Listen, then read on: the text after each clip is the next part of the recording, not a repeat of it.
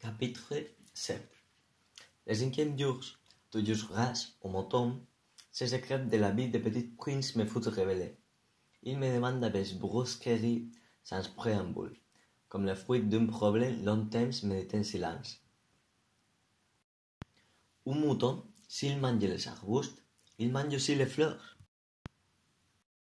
Un mouton mange tout ce qu'il rencontre, même les fleurs qui ont des pins. Oui, même les fleurs qui ont des pins. Alors les pins, à quoi servent-elles? Je ne le savais pas. J'étais alors très occupé à essayer de dévisser un boulon trop serré de mon moteur. J'étais très soucieux car ma panne commençait de m'apparaître comme très grave, et le avoir qui se poussait me faisait craindre le pire. Les épines, à quoi servent-elles? Le petit prince ne reconnaissait jamais à une question, une fois qu'il l'avait posée. J'étais irrité pour mon boulon et je répondis n'importe quoi. Les épines, ça ne sert à rien, c'est de la pure méchanceté de la part des fleurs. Oh! Mais après un silence, il me lance avec une sorte de rancune. Je ne te crois pas. Les fleurs sont faibles. Ils sont naïfs. Elles se rassurent comme elles peuvent.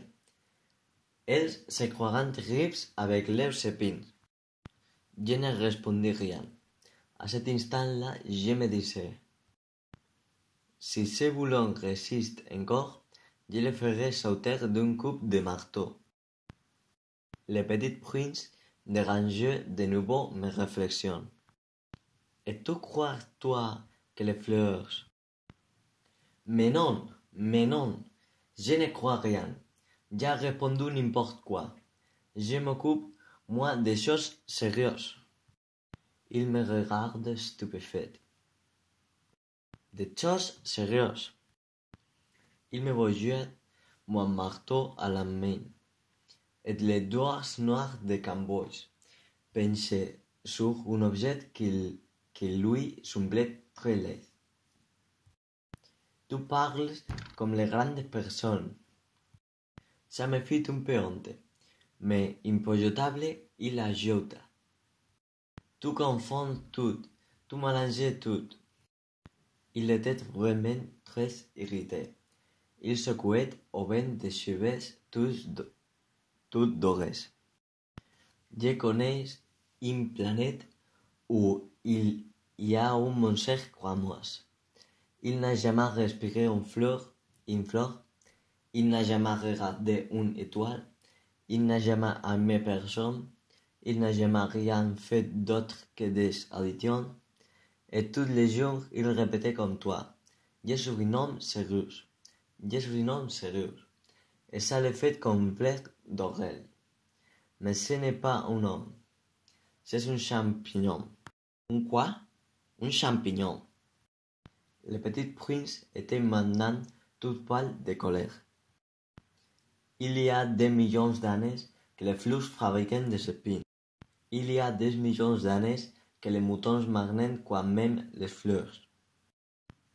Et ce n'est pas sérieux de chercher à comprendre pourquoi elles se donnent tant de mal pour se fabriquer des épines qui ne servent jamais à rien? Ce n'est pas important la guerre des moutons et des fleurs? Ce n'est pas plus sérieux et plus important que les additions d'un gros monsieur rouge? Et si je connais, moi, une fleur unique au monde qui n'existe nulle part, sauf dans ma planète, et qu'un petit mouton part anéantir d'un seul coup, comme ça, un matin, sans se rendre compte ce qu'il fait, ce n'est pas important ça. Il rougit, puis reprit. Si quelqu'un aime une fleur qui n'existe qu'en un exemplaire de les millions et les millions d'étoiles, ça suffit pour qu'ils soient heureux quand ils les regardent. Il se dit, ma fleur est là quelque part, mais si le mouton mange les fleurs, C'est pour lui comme si, brusquement, toutes les toiles s'éteignaient. Et ce n'est pas important ça. Il ne put rien dire de plus. Il éclata brusquement en sanglots. La nuit était tombée. J'avais l'âge mort aux tuiles. Je me moquais bien de mon marteau, de mon boulon, de la soif et de la mort. Il y avait sur une étoile, une planète, la mienne, la terre, un petit prince à consoler. Je le pris dans les bras. Je le versai. Je lui disais, la fleur que tu aimes n'est pas en danger. Je lui dessinerai un mussolinier à ton mouton. Je te dessinerai une armure pour ta fleur. Je ne savais pas trop quoi dire. Je me sentais très maladroite. Je ne savais comment l'entraînerai ou le rejoindrai. C'est très même mystérieux, le pays de l'art.